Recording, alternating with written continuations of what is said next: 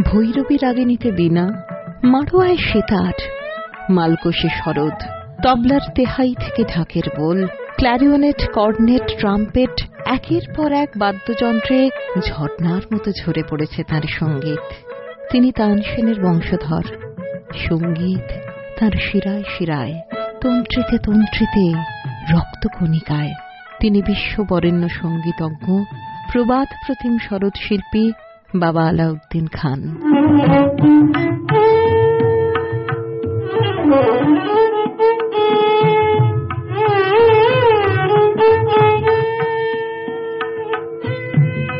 1862 সালে পূর্ববঙ্গে জন্ম। বাবা আফতাব উদ্দিন খানও ছিলেন বহু যন্ত্রবাদ্যে পারদর্শী।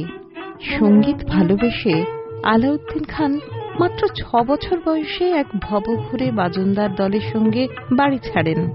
নানা ঘটনার মধ্য দিয়ে কলকাতায় প্রথমে নুলগোপালের কাছে হিন্দুস্থানি শাস্ত্রীয় সঙ্গীত, পরে স্টার থিয়েটারে চাকরির সুবাদে রবার্ট লোবোর কাছে পাশ্চাত্য সঙ্গীত শিক্ষা করেন।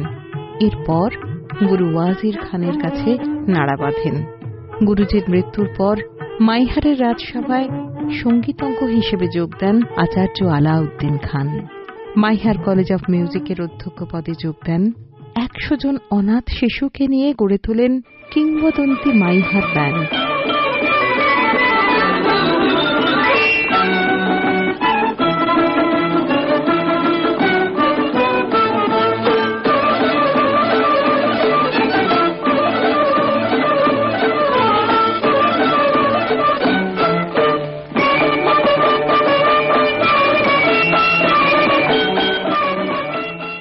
আচার্য আলাউদ্দিন খানকে স্মরণ করলেন সরোদ শিল্পী পণ্ডিত তেজেন্দ্র নারায়ণ মজুমদার। এদের বংশে সঙ্গীত ছিল একদম রক্তে, এবং পরবর্তী ক্ষেত্রে উনি যখন বিভিন্ন আঙ্গিকের ব্যবহার এই ঘটনার বৈশিষ্ট্যের মধ্যে ঢুকিয়েছেন, তার মধ্যে আলাপ খেলা থেকে শুরু করে একেবারে তার মধ্যে যন্ত্রের যে তন্ত্রকারী অঙ্গের যে সমস্ত pattern, right hand left hand pattern, এবং বিভিন্ন যন্ত্রে যেহেতু বাজাতে পারছেন উনি ঢাক ও ইত্যাদি, তার সমস্ত প্রাকৃতিক যে মুভমেন্ট গুলো সেগুলোকে উনি বিভিন্নভাবে, এবং সার্বিক একটা রূপ যে আলাপ থেকে শুরু করে ঝালা পর্যন্ত এবং পরবর্তী ক্ষেত্রে লাইট ক্লাসিক্যাল অঙ্গ, ঠুমরি ইত্যাদি সমস্তটাই কিন্তু একটা পাঠক তৈরির মধ্যে নিয়ে এনেছেন এবং তৈরি করে দেখিয়েছেন। কাদের কাদের দেখিয়েছেন যাদের জন্য ভারতবর্ষের গর্ব হয়। পণ্ডিত রবিশঙ্কর, ওস্তাদ আলী আকবর খান সাহেব, ওস্তাদ বাহাদুর খান সাহেব, পণ্ডিত নিখিল বন্দ্যোপাধ্যায়, শারদ রানীজি, আর কত নাম বলতো, নাম বলে শেষ করা যায় না। এবং সব থেকে বড় কথা হলো উনি এত বড় গুরু ছিলেন যে প্রত্যেককে আলাদা আলাদা রঙে ফুটিয়ে। 1954 সালে সঙ্গীত নাটক একাডেমি সঙ্গীতে তার সারা জীবনের অবদানের জন্য সর্বোচ্চ সম্মান সঙ্গীত নাটক একাডেমি ফেলোশিপ প্রদান করে। গুরুদেব রবীন্দ্রনাথ বাবা আলাউদ্দিন খানকে শান্তিনিকেতনে নিয়ে গিয়ে দেশিকোত্তম উপাধিতে ভূষিত করেন।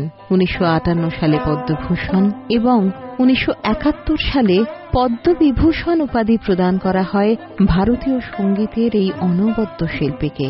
কন্যা অন্নপূর্ণা, পুত্র আলী আকবর, জামাতা রবিশঙ্কর, শিষ্য নিখিল বন্দ্যোপাধ্যায় সহ উত্তরসূরিদের দিয়ে গেছেন মাইহার ঘরানার ঝঙ্কৃত সঙ্গীতের উত্তরাধিকার।